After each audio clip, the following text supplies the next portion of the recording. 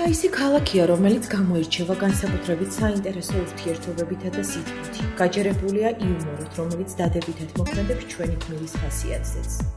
თბილისის სააპელაციო სასამართლოს სამოქალაქო საქმეთა პალატის თავმჯდომარე ლაშა კალანდაძე დაიბადა და გაიზარდა ქალაქ ქუთაისში. იქ გატარებულ წლებს ყოველთვის სიამოვნებით იხსენებს. ბოლო პერიოდში მართალი გითხრათ, ხშირად ვერ ვახერხებ ვესტუმ რომ ამ მართლაც მშვენიერ და შესანიშნავ ქალაქს. თუმცა მაქსიმალურად ვცდილობ მეგობრებთან ერთად შევიკრიბო ქუთაისში და ქუთაისში გატარებული პერიოდი დადებითი ემოციებით მავსებს და შემდგომ ცხოვრებაში საქმიანობის განხორციელებაში კიდევ უფრო ეხმარება და ხელს უწყობს.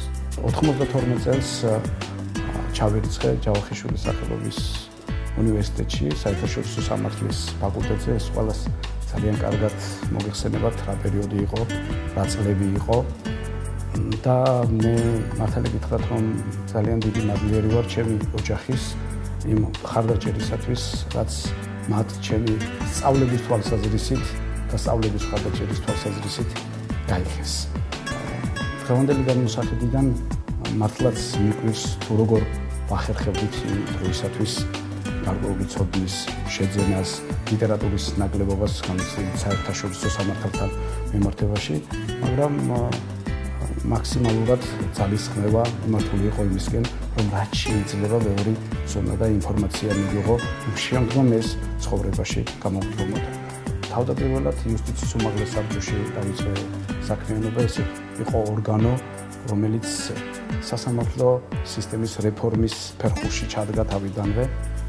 უნივერსიტეტის დამთავრების შემდგომ გადავედი უზენაეს სასამართლოში სამუშაოდ და ვფიქრობ, რომ ამ პერიოდისათვის გარკვეულწილად პრაქტიკული უნარჩვევების გამომუშავება და თეორიული ცოდნის პრაქტიკაში რეალიზების უფრო მეტი შესაძლებლობა მომეცა, თუმცა ვფიქრობ და დღევანდელი განმოსახედიდან ვფიქრობ, რომ თეორიული ცოდნის გამოვებას და კიდევ თეორიულ თვალსაზრისით ბევრი ინფორმაციის მიღებას განსაკუთრებული დრო უნდა დაუთმოს თითოეულმა ადამიანმა და განსაკუთრებით ეს მოეთხოვება მოსამართლეს. მაშინ, როდესაც საზღვარგარეთ ამა თუ იმ ქვეყანას სამუშაო ვიზიტის დროს სტუმრობს, წიგნების მაღაზიაში აუცილებლად მიდის და უამრავ ლიტერატურას იძენს. ასევე უცხო ქვეყანაში ყოფნისას ცდილობს სამახსოვროდ ერთი ნივთი შეიძინოს, რომელიც იქ გატარებულ დროს და გამოცდილებას გაახსენებს. შეიძლება ითქვას, წიგნების შეძენა ჩემი ერთ-ერთი ჰობია. განსაკუთრებით, როდესაც საზღვარგარეთ ვიმყოფები. წიგნების მაღაზიაში ხებიალისას განსაკუთრებული და თავისებური გუნება განწყობა მეუქდება. ბევრი ადამიანი მიხვდება, რასაც გულისხმობ. მე მაქსიმალურად ვცდილობ, რომ ყველა ის მეთოდოლოგია და ის ტექნიკა, რაც სწავლებასთან მიმართებაში არის აპრობირებული, არა მარტო ჩვენს ქვეყანაში, არამედ დასავლეთის სახელმწიფოებში, ჩემი საქმიანობის დროს იქნას შემსრულებად გამოყენებული. და განსაკუთრებით აქცენტს სტუდენტებთან ურთიერთობაში ვაკეთებ თეორიული და პრაქტიკული ნაწილის ერთმანეთთან ურთიერთშეთანხმებაში. ვფიქრობ, ამ კუთხით და ამ გზით მათი ინტერესი კიდევ უფრო იზრდება. ვფიქრობ, საინტერესოა კურსი, მით უმეტეს პრაქტიკოსი იურისტი გიკითხავს ლექციას, ბატონი ლაშა. როგორც ჩვენ ვიცით, არის კოლეგიის თავმჯდომარე სამოქალაქო სამართლის სააპელაციო სასამართლოში და შესაბამისად ვფიქრობ, ძალიან საინტერესოა კურსი, გამოცდილება იგრძნობა ბატონ ლაშასი ჩვენთან ურთიერთობისას და ლექციის მსვლელობის დროს გვაქვს დისკუსია. გადაცემის მთავარ გმირს საქართველოს იუსტიციის უმაღლეს სკოლაში მაშინ ვეწვიეთ, როდესაც სკოლის მსმენელებისთვის პირველი ინსტანციის სასამართლოში სამოქალაქო საქმეზე გადაწყვეტილების წერის მეთოდზე სემინარს ატარებდა. მოგახსენეთ ბატონ ლაშას სემინარი არ არის დიალოგის რეჟიმში, არ არის მონოტონური ლექციის ტიპის, რაც ჩვენ გავიარეთ, ყოველ შემთხვევაში სემინარი შედგებოდა რამოდენიმე ნაწილისგან, იყო ასევე თეორიული კურსი, ასევე პრაქტიკული, გავიარეთ მაგალითები, იყო ასევე დიალოგის რეჟიმში, ლოგიკური დასკვნების გაკეთება, ძირითადად გამოხვილდა იმ პრობლემატურ საკითხებზე ყურადღება, რაც თქვათ, მოსამართლეების პრაქტიკაში განხორციელებულა და რაზეც შექმნილია რეკომენდაციები.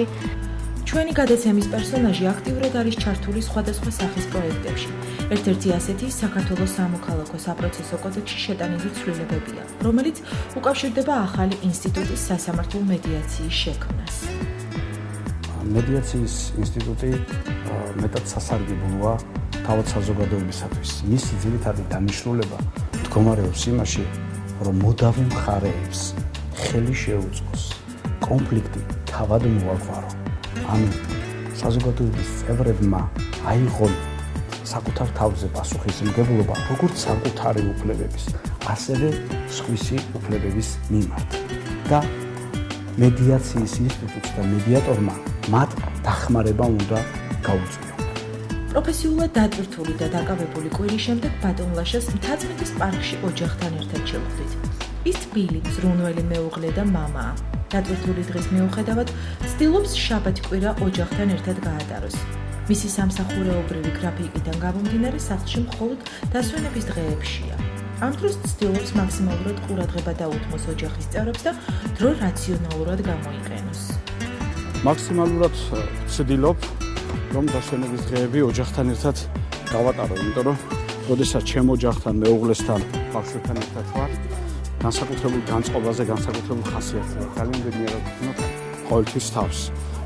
ბავშვებსაც ჭირდება სასიცოცხლო მშობლებთან ურთიერთობა და რა თქმა უნდა ჩვენთვის ეს აუცილებელია. ამიტომ ყოველთვის არათუ დრო უნდა გამოვნახოთ, არამედ ვალდებულები ვართ ასე მივიქცეთ და მე მაქსიმალურად ვცდილობ, რომ ეს ვალდებულება, რომელიც სიამოვნების მოუღებია, ყოველთვის გამოიყენო და შევასრულო.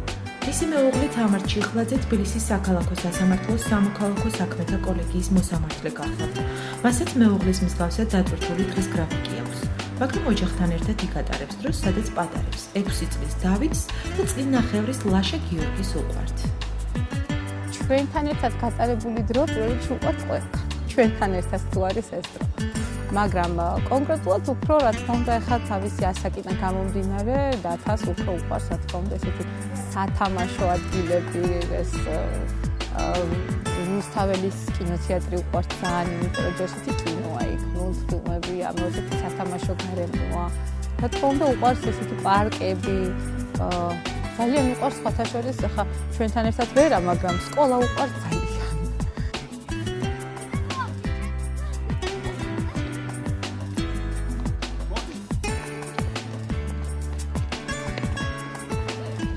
მამასთან ერთად დავდივარ კინოში, პიცერიაში, ვაკის პარკში, ზუპარკში, მთაწმინდის პარკში. ბატონი ლაშა ოჯახთან ყოფნის ეს პროფესიულ მოვალეობას და საქმიანობას ივიწყებს, მათთან ერთად მათივე თანატოლი ხდება და ფეხბურთისადმი სიყვარულს ვაჟიშვილსაც უნებს.